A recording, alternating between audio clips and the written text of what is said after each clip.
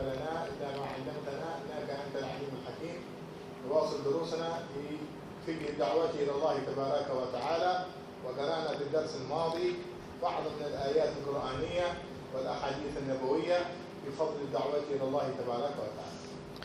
بسم الله الرحمن الرحيم. الحمد لله رب العالمين. Salatu wassalamu ala sayyidil mursalin wa ala alihi wa sahbihi ajma'in. Alhamdulillah, kita bersyukur pada Allah. Kembali kita melanjutkan daripada pembacaan kita tentang fikih dakwah ila Allah Subhanahu wa taala, dan telah kita mempelajari pada kelas yang telah lalu tentang ayat-ayat Al-Qur'anul Karim dan juga hadis-hadis Nabi alaihi salatu wasallam yang menjelaskan tentang keutamaan untuk berdakwah kepada Allah Subhanahu wa taala. وتكلمنا في الدرس الماضي أيضا عن تعريف الدعوة إلى الله تبارك وتعالى، وكتبتم التعريف إن شاء الله حفظتموه. Dan pada kelas yang lalu telah kita menyebutkan ta'rif atau pengertian daripada dakwah ila Allah Subhanahu wa taala, dan kalian semua telah menuliskannya. Mudah-mudahan yang laki-laki dan perempuan pun telah menghafalkan daripada pengertian dakwah ila Allah tersebut. Dan kami pun telah memberikan kepada kalian pekerjaan di rumah masing-masing. Mudah-mudahan semua telah membuat hal tersebut. Apakah di sana ada natijah? Baik daripada lelaki ataupun yang perempuan.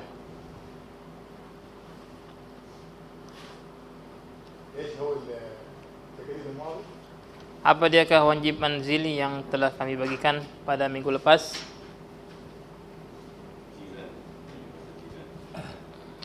Tafaqud an hawal jiran. Apakah ada yang cek ataupun kontrol pada jiran-jiran dia?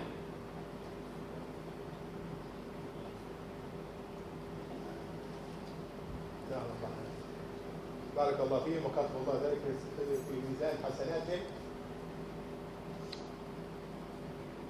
Semoga Allah Subhanahu wa taala menerima daripada amal tersebut dan semoga dituliskannya pada amal kebaikan masing-masing.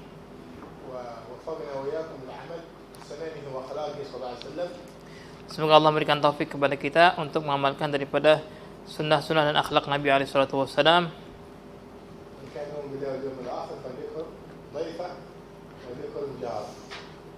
Dalam hadis, barang siapa yang beriman kepada Allah dan hari akhir, hendaklah dia memuliakan tetamunya, dan riwayat yang lain hendaklah dia memuliakan jirannya.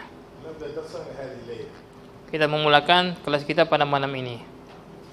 قال الشيخ رحمه الله تبارك وتعالى: ومن قصر عن الدعاء أي الدعوة إلى الله تبارك وتعالى وإلى دينه من المتأهلين له مع التمكن منه فإنه داخل تحت عموم الوعيد الوارد في حق من كتم ما أنزل الله من البينات والهدى، وفي ذلك وعيد شديد وعذاب مبين وذم من الله بريء.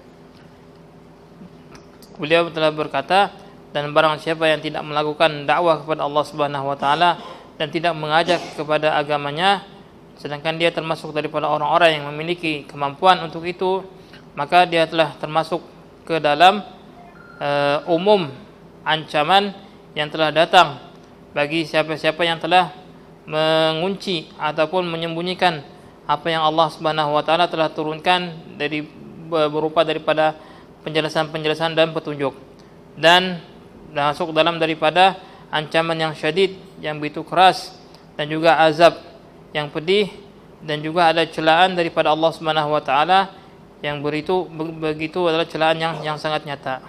Wa ma'na hadzal kalam anna al-haq tabaraka wa ta'ala yu'aqib man tahawan bil qiyam biwajib ad-da'wati ila Allah tabaraka wa ta'ala. Dan makna kalam tersebut bahwasanya Allah Subhanahu wa taala akan menghukum, akan mengazab bagi siapa yang telah meremehkan tugas untuk berdakwah kepada Allah taala. Di antara orang yang mengumpulkan dua perkara. Al-muta'ahhil ay dhu khalfiyyah ilmiyyah tumakkinuhu an yaqum bid-da'wati ila Allah tabaraka wa ta'ala. Yaitu yang pertama, orang yang memiliki kemampuan, memiliki ilmu untuk bisa membawanya dalam berdakwah kepada Allah Subhanahu wa taala. Wal amr tsani at-tamakkun min al-qiyam bi wajib ad-da'wa ila Allah ay min hayth تسهيل الله تبارك وتعالى لنا أن نقعد وأن نجتمع وأن ندرس. تسهيل الله تبارك وتعالى ليست علينا ضغوطات ولا حكومات ولا أذى ولا فتنة ولا غير ذلك. هذا تمكين من الله تبارك وتعالى.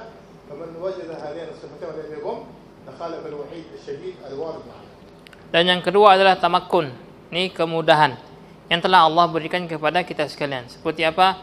Kemudahan dalam memberikan halaqah, dalam belajar ilmu dan mengajarkannya, dan juga pemerintah pun membolehkan hal tersebut.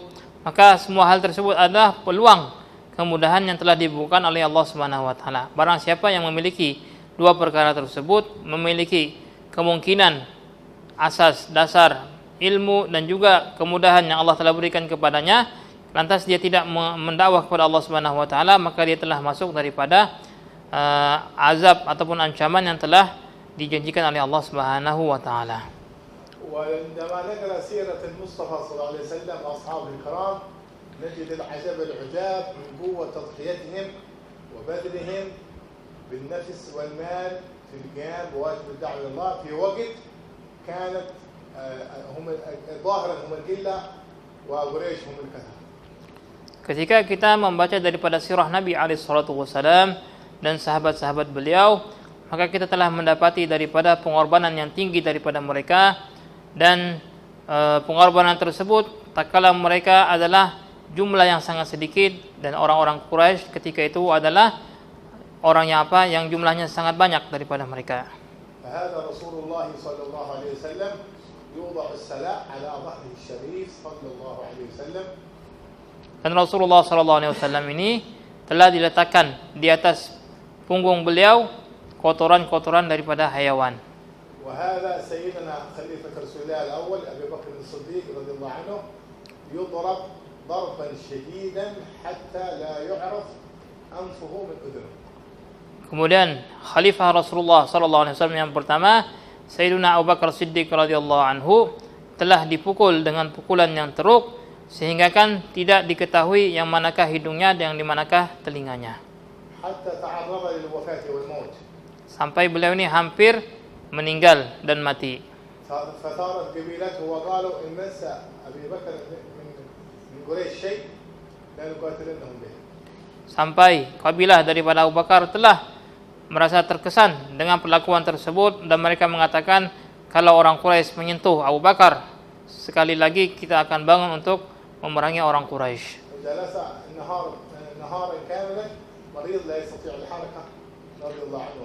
Maka sehari penuh beliau telah tidak bisa bergerak kemana-mana atas daripada kesan pukulan tersebut, tidak boleh bergerak kemana-mana.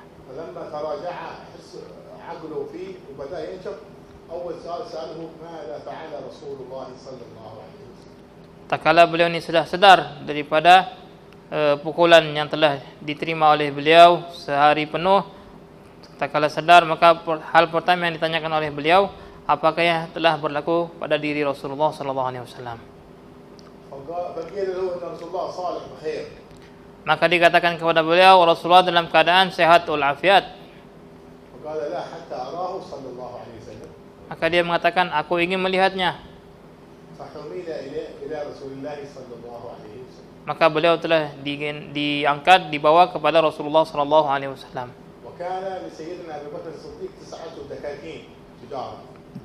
Sayyidina Abu Bakar Siddiq dahulunya memiliki 9 kedai untuk berniaga.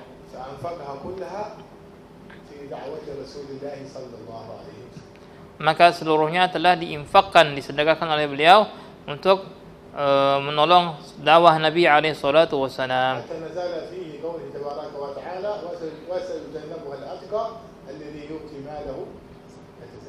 Sehingga Allah Subhanahu wa taala telah menurunkan ayat kepada beliau, maka dia akan dijauhkan daripada hal-hal yang akan menyakitinya, dan dia akan diberikan daripada keridhaan Allah taala.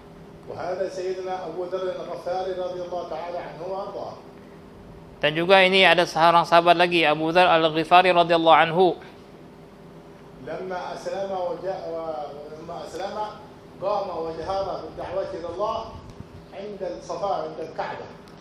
Maka tatkala beliau masuk Islam saja, beliau terus memunculkan ataupun mengumumkan keislamannya di Safa, ini depan Ka'bah Musyarrafah. ولم تكن له في مكة وقتئذ قبيلة تحميه. Ketika itu beliau tidak memiliki satu kabilah pun yang boleh menolongnya. حتى قامت قريش فضربوه ضربا شديدا حتى كاد أن يهلك أن يموت. Sehingga kan orang-orang Quraisy seluruhnya mereka bangun dan memukuli beliau sehingga hampir-hampir beliau akan meninggal dunia. فنال أذى شديدا. Maka dia telah mendapatkan kesakitan dari orang Quraisy yang sangat pedih. فعاد في اليوم الثاني. Maka pada hari yang kedua datang lagi beliau. وجهر بالدعوة إلى الله لا إله إلا الله محمد رسول الله. Dan beliau mengumumkan lagi keislamannya, mengucapkan la ilaha illallah Muhammadur Rasulullah. قامت قريش وضربوه ضربا مبرحا حتى كاد أن يهلك. Maka orang Quraisy lagi memukul beliau dengan sekuat-kuatnya sehingganya hampir-hampir beliau akan mati lagi. فقام إليه سيدنا أبو بكر الصديق وقال لهم ويلكم إن هذا الرجل من غفار ولو قتلتموه لمسكت غفار تجارتكم عندما تذهب إلى اليمن. Kemudian Abu Bakar pun bangun dan bercakap dengan orang Quraisy, celakalah kalian wahai orang Quraisy, kalau kalian tahu dia ini adalah seorang daripada kabilah Ghifar, kalau kalian membunuhnya, maka kabilah Ghifar tersebut mereka akan menahan daripada perniagaannya tak kala kalian ini menuju ke Yaman. Maka Abu Bakar Siddiq ingin menjauhkan orang Quraisy daripada menyakitkan Abu Dzar Al-Ghifari dengan cara tersebut. Maka dia telah meninggalkan Abu Dzar. Dan juga ini lagi seorang sahabat yang bernamakan Ammar bin Yasir radhiyallahu anhu. Beliau telah dipukul dan juga dibakar dengan api. Dan juga ibunya dengan ayahnya.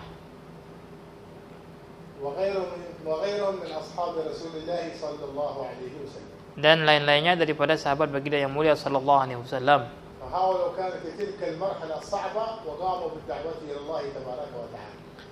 Dengan suasana yang sangat susah sekali ketika itu, tetapi mereka masih bangun untuk menghidupkan dakwah ilallah.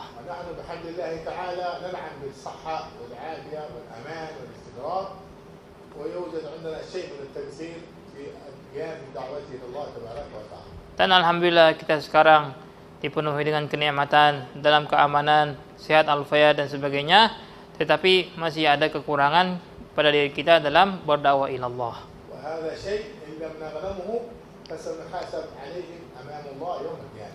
Maka kenikmatan ini kalau kita tidak pergunakan dengan sebagus-bagusnya, maka kita akan ditanya oleh Allah Subhanahu wa taala tentang nikmat-nikmat tersebut.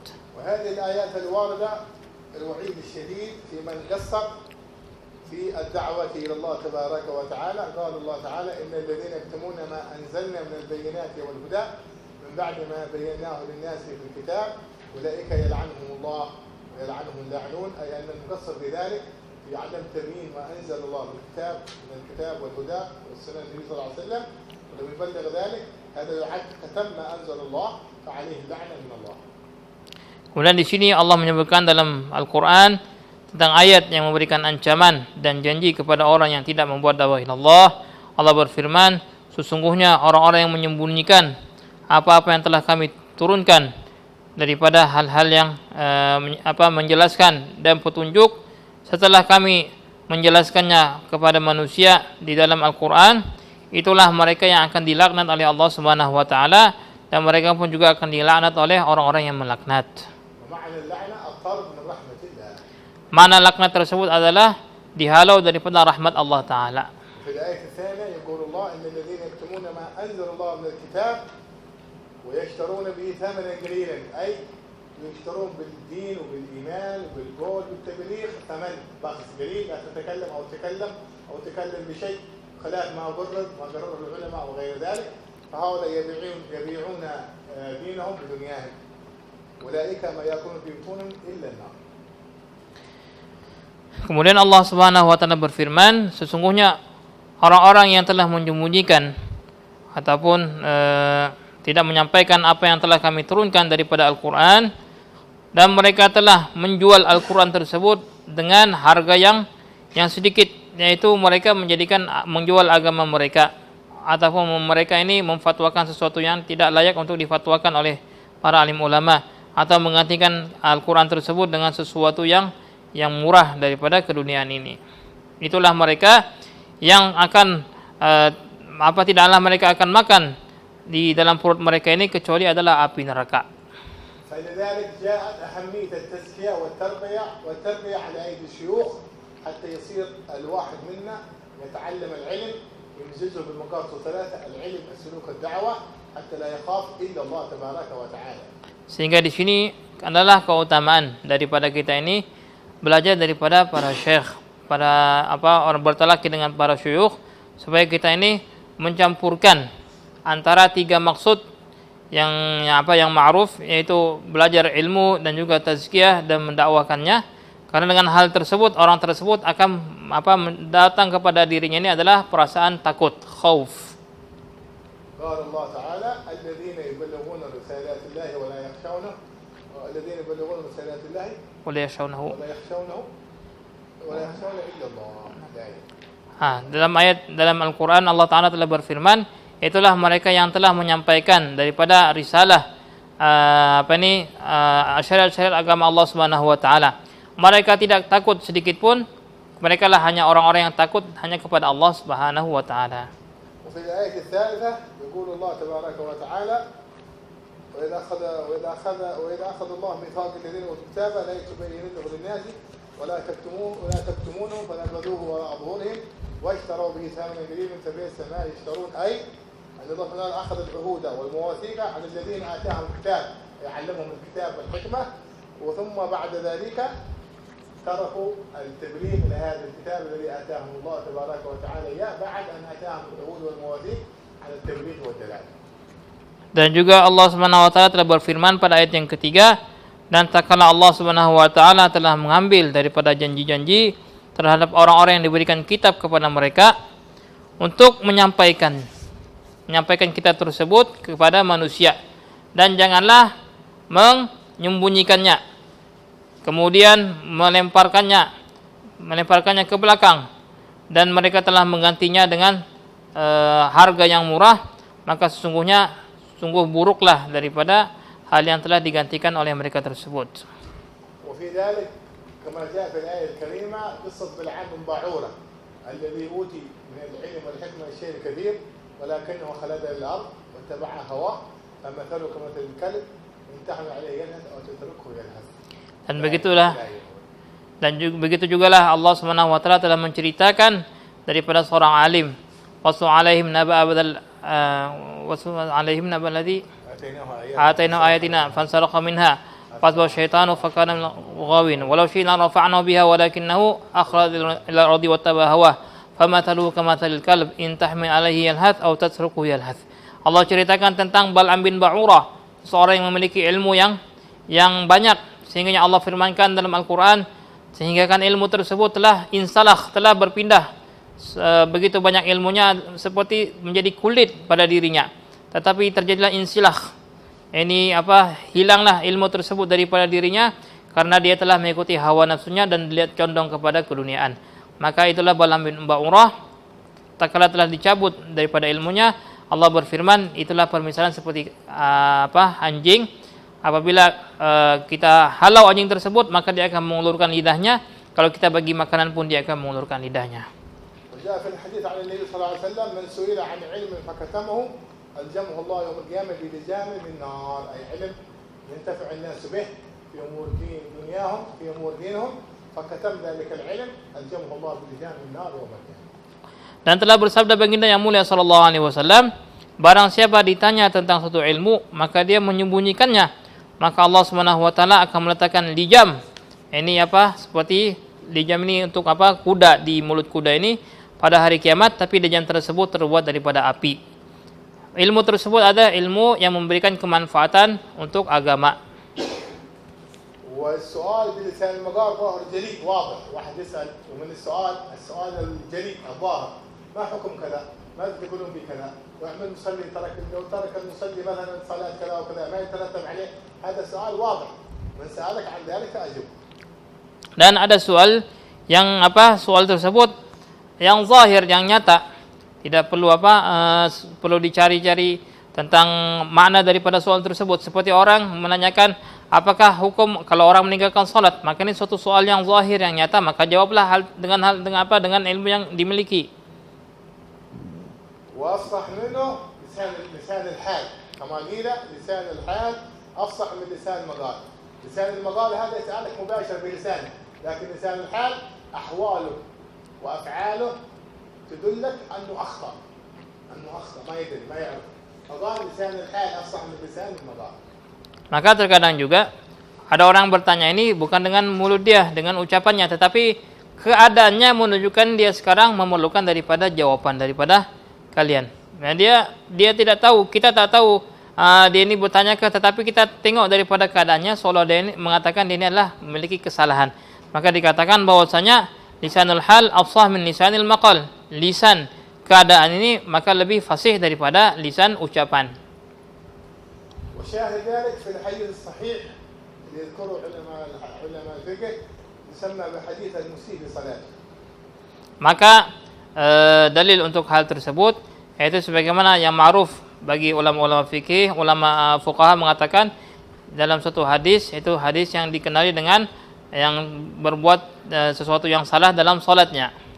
وهو رجل من الصحابة رسول الله صلى الله عليه وسلم جاء يصلي أمام رسول الله صلى الله عليه وسلم ولكنه لم يؤدي الركوع ولا السجود ولم يطمئن فيها، فصلى أولا فقال النبي صلي فإنك لم تصلي، فقام وعاد الصلاة ثانيا فقال النبي صلي فإنك لم تصلي، فقام وعاد الصلاة ثالثا لم يؤدي ركوعها ولا سجودها ولا الطمأنينة فيها، فقال النبي صلى الله عليه وسلم صلي فإنك لم تصلي، فقال علمني يا رسول الله، علم النبي صلى الله عليه وسلم. فهذا لسان الحال، حاله النبي يقول يصلي حتى النبي يعرفه، فقال النبي صلى الله عليه وسلم صلي فإنك لم تصلي، قال بعد الثالثة يا رسول الله علمني، فقال النبي صلى الله عليه وسلم إذا قمت تصلي راكعا وإذا ركعت تصلي راكعا وإذا سجدت تصلي سجدا، وعلمنا له أركان الصلاة صلى الله عليه وسلم. Dalam hadis tersebut seorang sahabat dia telah melaksanakan salat di hadapan baginda yang mulia sallallahu alaihi wasallam. Selepas dia salat, Rasulullah mengatakan, "Salatlah lagi engkau, sungguhnya engkau belum salat." Karena dia tidak menyempurnakan rukuk, tidak menyempurnakan sujud dan juga tidak ada tumakninah dalam salatnya. Kemudian dia bersalat untuk kali yang kedua. Selepas salat Rasulullah mengatakan lagi, "Salatlah engkau, sungguhnya engkau belum salat lagi." Dia salat untuk yang ketiga kalinya. Kemudian dia bersalat. Selepas salat Rasulullah mengatakan, "Salatlah engkau, sungguhnya engkau belum salat." Maka dia mengatakan, "Ya Rasulullah, ajarkanlah aku cara salat." Maka ini daripada kelakuan ataupun perangai dan perbuatannya ini seolah-olah ini menunjukkan dia adalah seseorang yang bersalah. Maka ketika inilah Rasulullah SAW mengajarkan tentang solat yang sempurna, sehingga pada akhir selepas disuruh oleh Rasulullah untuk solat, maka dia mengatakan, "Ya Rasulullah, ajarkanlah aku tentang solat." فكثير من أحوال المسلمين اليوم في الشرق والغرب ينادونها جميعا طلاب العلم والدعاء إلى الله ويقولون لنا لسان الحال أفصح من لسان المقال، تعالوا علمونا، تعالوا أدبونا، تعالوا بينوا سنة نبينا محمد صلى الله عليه وسلم وأمثال ذلك. Dan kejahilan yang telah nampak sekarang di masyarakat, baik itu di timur sampai di barat, seolah-olah mereka mengatakan, "Wahai pelajar ilmu, penuntut ilmu, wahai para pendai, wahai para pendakwah, datanglah kepada kami, ajarkanlah kami tentang ilmu." إذا رأيت في البيت ابنك أو ابنتك تأكل باليسرى ما معنى هذا؟ Kalau engkau melihat daripada anak engkau makan dengan tangan kiri, apakah makna tersebut? أو لا تحسن الوضوء والطهارة. Ataupun dia tidak menyempurnakan wudu ataupun bersuci. أو لا تحسن الصلاة. Ataupun tidak menyempurnakan salat. تأتي بالألفاظ النافعة غير الطيبة. Ataupun dia berucapkan sesuatu yang tak elok. أو غير ذلك، هذا كله لسان حاله يقول يا أبي يا أمي علموني أدبوني. Maka ini adalah lisanul hal, lidah daripada perbuatannya ini seolah-olah mengatakan, "Wahai ayahku, wahai ibuku, ajarkanlah aku dan juga berikanlah adab padaku." نسأل الله تبارك وتعالى أن يرزقنا وإياكم الفقه في الدين ويعلمنا التأويل وأن يهدينا إلى سواء السبيل. Semoga Allah Subhanahu wa taala memberikan kita kefahaman dalam agama, dan Allah Subhanahu wa taala memberikan taufik kepada kita sekalian. Semoga Allah Subhanahu wa taala memberikan hal demikian semua. Amin ya rabbal alamin. والآن بعد أن شرح لنا الشيخ الآيات القرآنية التي تبين عظمة من يترك ما تعلمه من العلم والأحاديث النبوية، ثم بعد ذلك ذكر لنا الشيخ لسان الحال أفصح من لسان المقال، أن كثير من أحوال المسلمين لأولادنا وفي أسرنا وفي جيراننا وفي أقاربنا وفي أهل بلادنا كثير منهم يكلمنا بلسان حاله بأفعاله وأحواله، يقول علمونا أدبونا أرشدونا، فأنا محتاج ذلك، يقول ذلك بأحواله وأفعاله التي تكون مناقضة لكثير من تعاليم المصطفى صلى الله عليه وسلم. Maka setelah beliau menyebutkan daripada ayat-ayat Quran yang telah menyebutkan tentang bahayanya bagi orang yang berilmu, kemudian dia tidak mengajarkan ataupun menyampaikan daripada ilmu tersebut, dan juga hadis-hadis Nabi SAW dalam hal tersebut, dan beliau telah menyebutkan bahwasanya lidah daripada hal keadaan ini lebih afsah, lebih fasih daripada lidah yang diucapkan. Maka kita telah mengetahui daripada ahwal keadaan kaum muslimin pada zaman sekarang, keluarga kita, jiran-jiran kita, ahli yang ada di di kampung kita, di negara kita, maka lidah keadaan mereka ini seolah-olah mengajak kita, memanggil kita, ajarkanlah kami, berikanlah petunjuk kepada kami, dakwahlah kepada kami. Maka seolah-olah perbuatan mereka tersebut berbicara dengan kita untuk meminta hal-hal tersebut.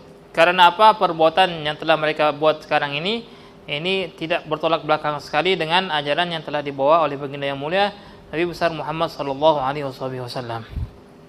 ثم الآن الشيخ سيذكر لنا أنواع العلماء الذين تجب عليهم الدعوة إلى الله تبارك وتعالى، ويقسمهم إلى أصناف وإلى أنواع. كثير من العلماء والدعاء من يقومون بهذا الواجب الذي كلفهم الله به، وفي من العلماء من يتباطؤون ويتكاسلون ويقصرون عن أداء الواجب الذي كلفهم الله به من التبليغ والدعوة إلى الله. Selepas ini beliau akan menyebutkan daripada berbagai macam ulama yang telah dibahagikan oleh beliau beberapa bagian. Di antaranya mereka adalah alim ulama yang telah bangun untuk mendakwakan dakwah ila Allah Subhanahu wa taala dan mengajarkan, memberikan petunjuk kepada orang lain. Dan juga beliau akan menyebutkan daripada jenis ulama yang lain yang mereka telah meninggalkan daripada beban yang telah Allah berikan kepada mereka, yaitu menyampaikan ilmu yang telah mereka pelajari dan membawa daripada manusia dengan cara berdakwah kepada Allah Subhanahu wa taala. قال الشيخ فإذا رأى ونظر العالم بدين الله. إذا رأى الشيخ رأى ونظر، والرؤية تكون قلبية والرؤية بصرية، يعني تيقن بقلبه ونظر بعينه العالم بدين الله، أي الذي مكنه الله تبارك وتعالى بالنسبة من تعلم هذا العلم الشرعي. Maka beliau menyebutkan apabila seseorang alim telah melihat atau memandang, alim dengan agama Allah Subhanahu wa taala. Memandang di sini baik itu dengan pandangan yang nyata ataupun dengan pandangan hati, ini yang batin. Maka dengan ilmu yang telah Allah berikan tadi, maka dia memandang dan melihat sesuatu. ولنا وقف عند قوله العالم بدين الله. يذكر الإمام الغزالي رحمه الله أن من علم مسألة واحدة فهو عالم بتلك المسألة فيجب عليه تبليغها لمن لا يعلمها. Maka di sini perlu digarisbawahi, ini ucapan beliau alim dengan agama Allah Subhanahu wa taala. Alim mengetahui tentang agama Allah Subhanahu wa taala yang telah disebutkan oleh Imam Ghazali rahimahullah, yang beliau berkata, barang siapa yang mengetahui satu masalah, maka seorang tersebut alim terhadap masalah tersebut dan wajib baginya untuk menyampaikan masalah ini. فأنتم الآن لما تحضرون هذه الجلسات والدروس في هذا الدار المبارك سعادة الدارين، علمتم كثير من المسائل في التوحيد وفي العقيدة وفي الفقه وفي الدعوة إلى الله وغير ذلك، فأنتم عالمون بتلك المسائل، فيجب علينا وعليكم أن نبلغها من لا يعلمها. Maka kalian semua wahai yang hadir di kelas ini, yang telah datang ke madrasah Sa'adat Darain untuk belajar daripada ilmu, beberapa ilmu yang telah kalian dapatkan semua, Maka kalian semua ini dituntut untuk menyampaikan ilmu-ilmu yang telah kalian dapatkan daripada pelajaran-pelajaran tersebut, baik itu ilmu tauhid, ilmu aqidah, ilmu fiqih, ilmu yang lain dan sebagainya, maka wajiblah bagi kalian untuk menyampaikan masalah tersebut. ولا يعتقد الواحد أن الدعوة والعلم هذه مخصوص بالعلماء الكبار كالحبيب الإسلام الشافعي والحبيب عمر وغيرهم من الشيوخ. Dan jangan sampailah seseorang ini beriktikad bahwasanya pekerjaan dakwah ilallah ini hanyalah tanggung jawab ulama-ulama besar seperti Habib Salim Syatiri, seperti Habib Umar dan sebagainya, tapi ini tanggung jawab untuk semuanya. فاحفظوا هذه القاعدة عن الإمام الغزالي كل من علم مسألة في العلم فهو عالم بتلك المسألة يجب عليه أن يبلغها لمن لا يعلمها. Maka hafalkanlah, ingatlah daripada kaidah yang telah disebutkan Imam Ghazali dalam ucapan beliau, barang siapa yang mengetahui suatu masalah, maka dia adalah orang yang alim terhadap masalah tersebut, maka wajib baginya untuk menyampaikan masalah tersebut kepada orang yang belum mengetahui masalah itu. Hada al-alim bi dinillah, al-mudzakkir bi ayyamillah, ay al-alim alladhi yudzakkir bi ayyamillah. Ma hiya ayyamillah? Qala Allah Ta'ala wa dzakkarhum bi ayyamillah, al-wa'd wal wa'id. Kemudian juga orang yang alim dengan agama Allah Ta'ala, orang yang mengingatkan tentang hari-hari Allah Subhanahu wa taala. Apakah makna hari-hari Allah? Sebagaimana Allah firmankan, wa dzakir bi ayyamillah, maka ingatkan dengan hari-hari Allah. Hari-hari Allah maknanya adalah wa'dun wa wa'id. Ini janji dengan kebaikan dan juga ancaman terhadap keburukan. Al-wa'du al-jannah wa ma 'addahu Allah min karamah li 'ibadihi as-salihin. Wal wa'id an-nar wa ma 'addahu Allah li 'ibadihi al-'asiin al-munafiqin wal kafirin. Ajarana Allah wa iyyakum. Wa'dun adalah janji Allah Subhanahu wa taala yang Allah siapkan untuk orang-orang yang saleh berupa surga dan kenikmatan di dalamnya. Sedangkan wa'id adalah janji Allah Subhanahu wa taala bagi orang-orang kufar, orang kafir dan orang yang bermaksiat pada Allah Subhanahu wa taala, yaitu berupa neraka jahim. Wa yadhkuru al-haqq tabaraka wa min sunnati Allah tabaraka wa taala fi bani Adam anna bani Adam yata'athar bil wa'd wal wa'id, at-tarhib wa tarhib. Dan di antara sunnatullah Subhanahu wa taala dalam kehidupan ini, Allah menciptakan manusia ini cepat berkesan dengan janji yang kebaikan dan juga ancaman, yaitu targhib dan tarhib. Ini motivasi untuk kebaikan dan juga ancaman dalam melakukan keburukan. Yadhkur al-wa'd litantahdh an-nafs bi farah wa surur wa syauq ila al-'amal as-salih. Maka disebutkan oleh Allah Ta'ala tentang janji-janji yang baik, tentang kenikmatan supaya seseorang ini akan gembira dan senang dan senantiasa akan berbuat kebaikan.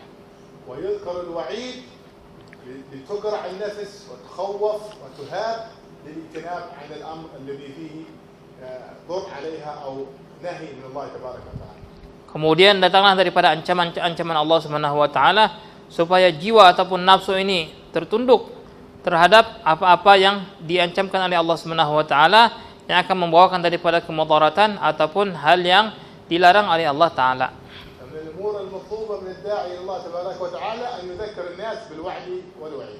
Di antara hal yang wajib disampaikan seorang pendai kepada Allah Subhanahu wa taala, hendaklah dia menyampaikan daripada wa'ad dan wa'id. Al-mudzakkir bi ayyamillah, ad-da'i ila sabilillah, ad-da'i ila sabilillah.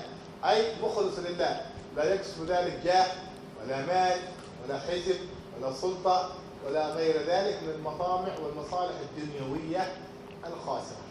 Dan juga termasuk ada ilmu yang berilmu, orang alim dengan agama Allah Ta'ala, yaitu orang yang mengajak kepada jalan Allah Subhanahu wa Ta'ala. Jalan Allah, mengajak jalan Allah maknanya adalah ikhlas semata-mata karena Allah Subhanahu wa Ta'ala, tidak mengajak dia kepada mengharapkan daripada kedudukan ataupun keuangan dan lain sebagainya, tetapi semata-mata dirinya adalah mengajak hanya kepada Allah Subhanahu wa taala.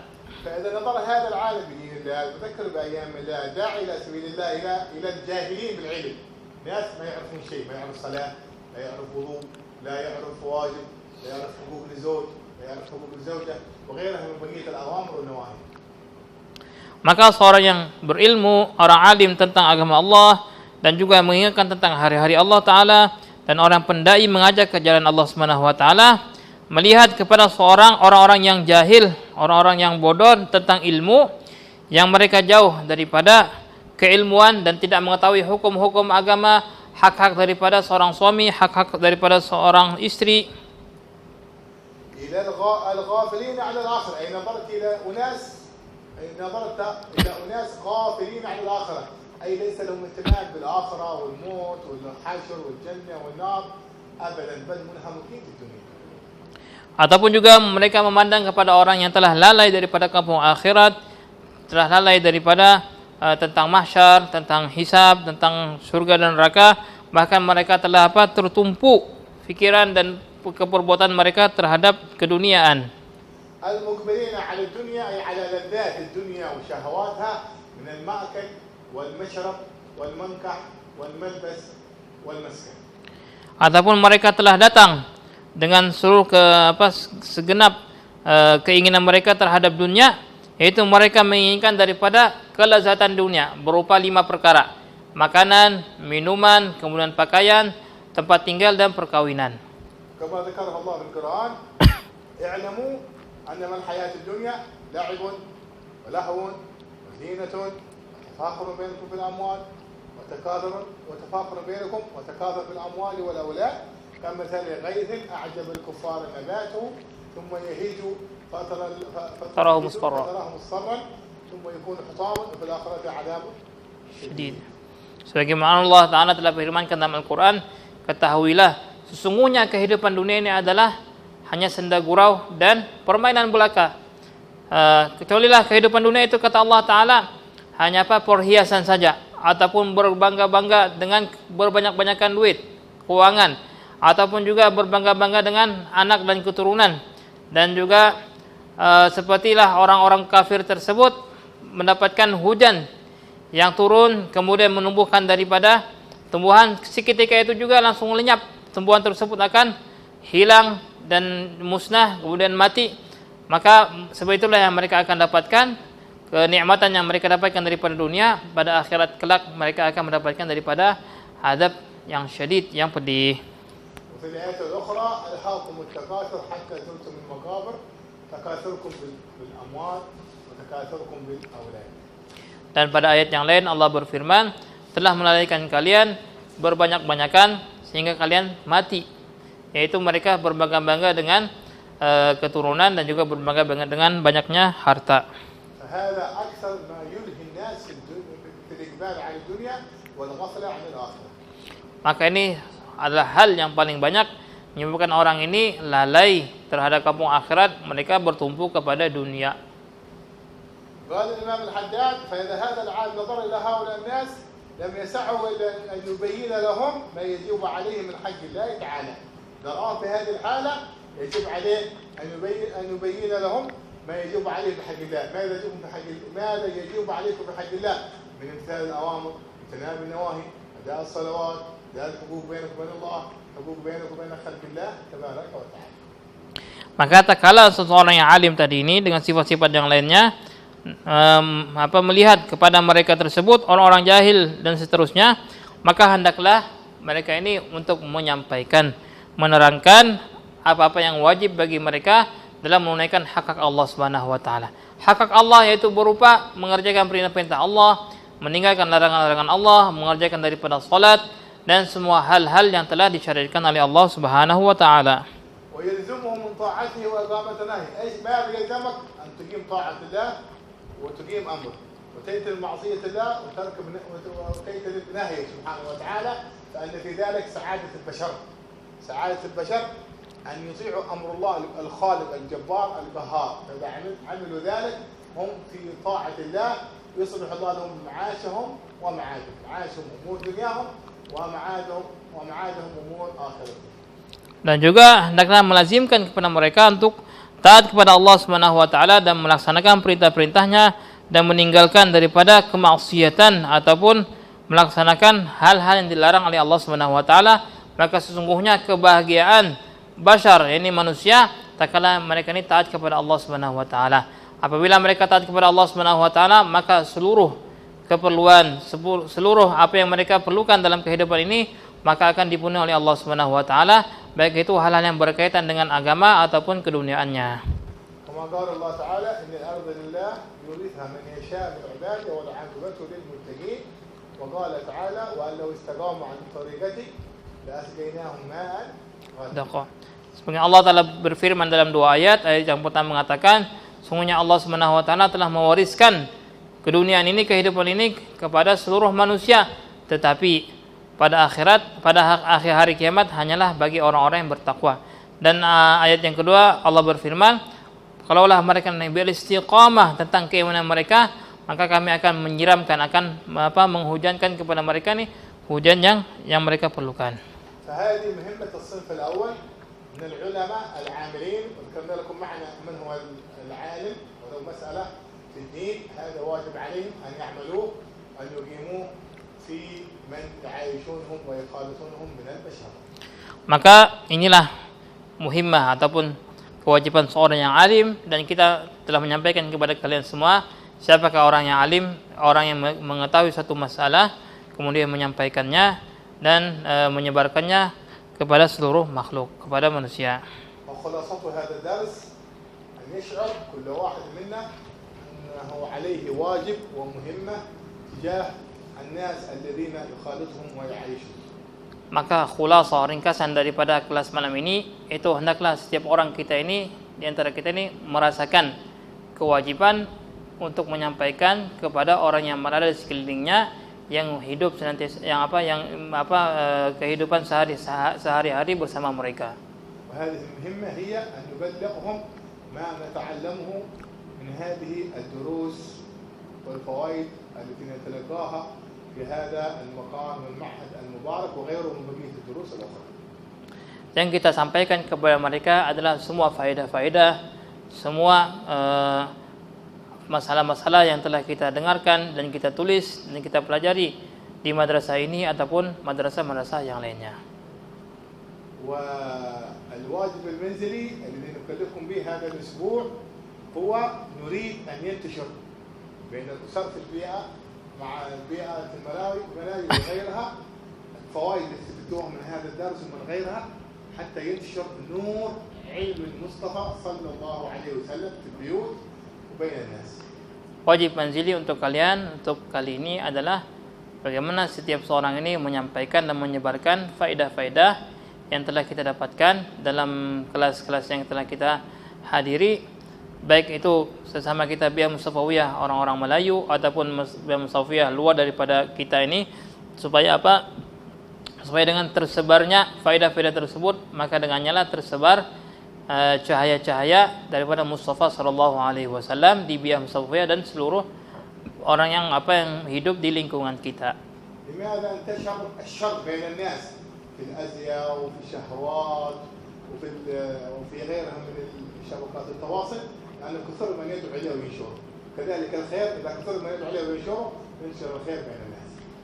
Kenapa sekarang keburukan-keburukan telah tersebar kemana-mana? Baik itu di pakaian, baik itu di internet dan sebagainya. Kenapa ini? Karena ada di sana orang yang mengajak kepada keburukan tersebut dan di sana ada orang yang menyebarluaskannya. Tapi apabila kita ingin kebaikan yang tersebar, maka hendaklah kita membuat dua perkara, yaitu kita mengajak kepada kebaikan dan juga kita menyebarkan kebaikan tersebut.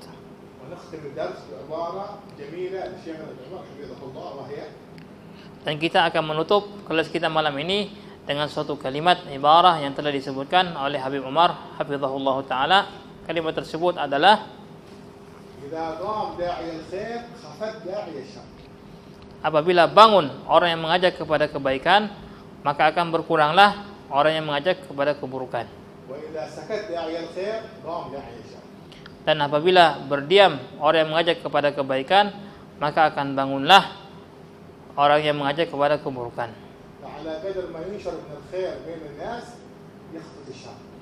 Maka sebanyak mana orang menyebarkan dari kepada kebaikan, maka sebanyak itulah keburukan akan berkurang.